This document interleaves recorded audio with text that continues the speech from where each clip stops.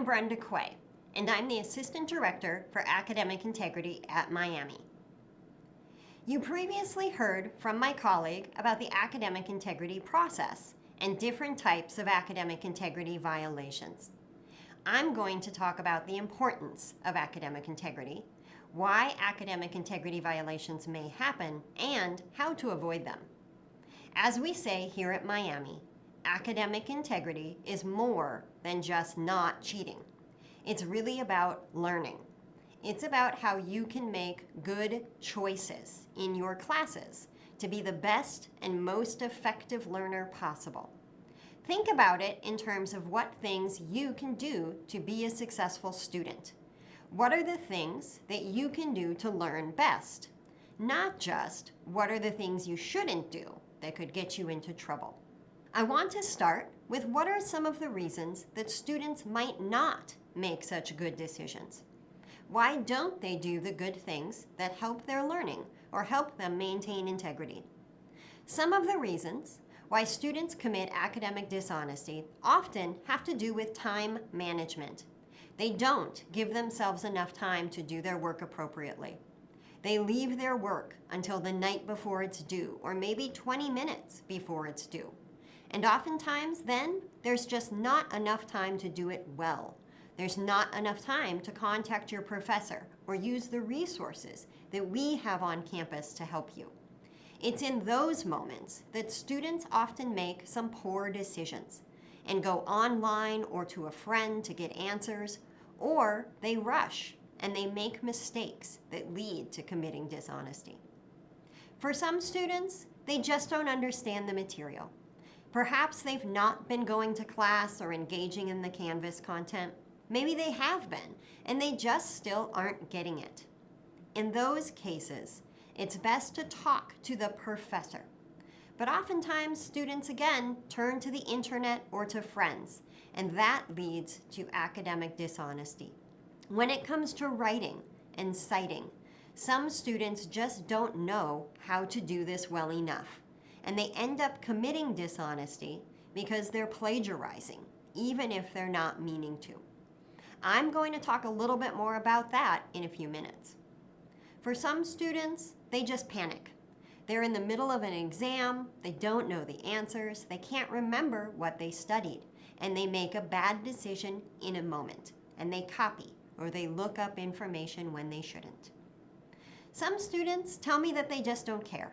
Maybe they didn't care about the class or the assignment. It wasn't their favorite. They don't know why they're taking it and doing the work. Talk to your professors about that. You're taking the classes you're taking for a reason. Your professors give you the work they give you for a reason. Try to find something important and relevant in it. And your professors can also help you understand the bigger purpose of what you're doing. But in the end, even if you don't like something or don't care about it as much as something else, remember that it's better to be honest and to do your work with integrity rather than jeopardize perhaps your whole college career by committing academic dishonesty. Some students feel pressured to help someone else. They know they're not supposed to help, or they know they're not supposed to give somebody else their work, but they're afraid they'll lose their friend, or that somebody will be mad at them, or that they need to help because they've been asked, and that's a nice thing to do. Other people just don't know how to say no. They don't know how to navigate that conversation and tell somebody that it's not appropriate or it's not allowed for them to give their work or give them help that they're asking for. Think about what you can do to help friends in the right way, or help them figure out who the right person is to go to if they are struggling, rather than just giving someone your work and hoping they don't copy it. Some students don't know the rules. They don't realize that what they're doing is wrong or could get them into trouble. That's why we produce these videos and talk with students, so that students can ask questions or get to know the information. Make sure that you do read our policy. Make sure that you read the syllabus and look at the assignment guidelines so that you don't make a mistake and do something you didn't realize was going to be a problem. Finally, for some students, they just don't think they'll get caught, or even if they do, that they won't be punished. That's not true. Here at Miami, our faculty members are required to report suspected academic dishonesty, and they do. If students are caught, we have a process. If students are found responsible, it will affect their grades and perhaps more. So what are those good decisions that you can make to be an excited and effective learner and to make sure that you do not commit one of the examples of academic dishonesty that you've learned about? What are the choices you can make to help you succeed? There's a lot of things you can do. There's a list of stuff we don't want you to do, but there's also a list of stuff that we want you to do that will help you so you never have to think about that other list. First and foremost, manage your time well. Know what you have due and when. Give yourself enough time to complete it and start in advance. Go to the right people if you have questions. Don't ask your friends. Don't go online. Ask your professors. Go to the Learning Center or the Writing Center or departmental tutoring centers. Those are the right people to help you. You might have heard of some websites that help you with homework or provide solutions to problems. Do not use these websites. Most of those websites just give you the answers, and that is academic dishonesty.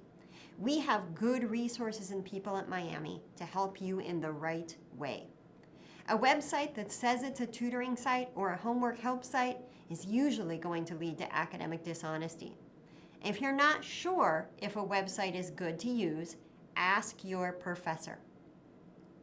Know what is allowed for each exam or each assignment. Put your phones away. Don't use resources you're not supposed to use. And if you're unsure, again, ask. Go to class. Engage with your material in Canvas. Make sure that you are working on that learning so that you can ask the good questions if you're not sure of what's going on or if you're not fully understanding it. Learn how to paraphrase and cite properly, and make sure you are citing all of your sources. The way to do this might be a little bit different in each class and might be different than what you have learned before coming to Miami. So talk to your professors. Go to the libraries. Go to the Writing Center. They can help you with all of that.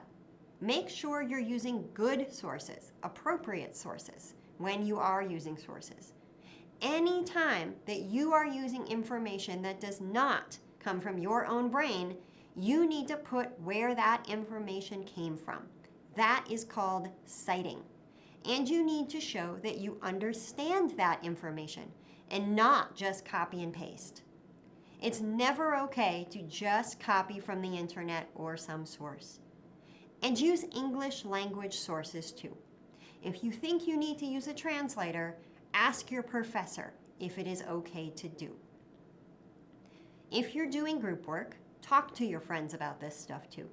Make sure that everybody knows what they're supposed to be doing, how to cite properly, what are the rules that they need to follow for the assignment, because one group member who makes some poor decisions could jeopardize the integrity of the entire group.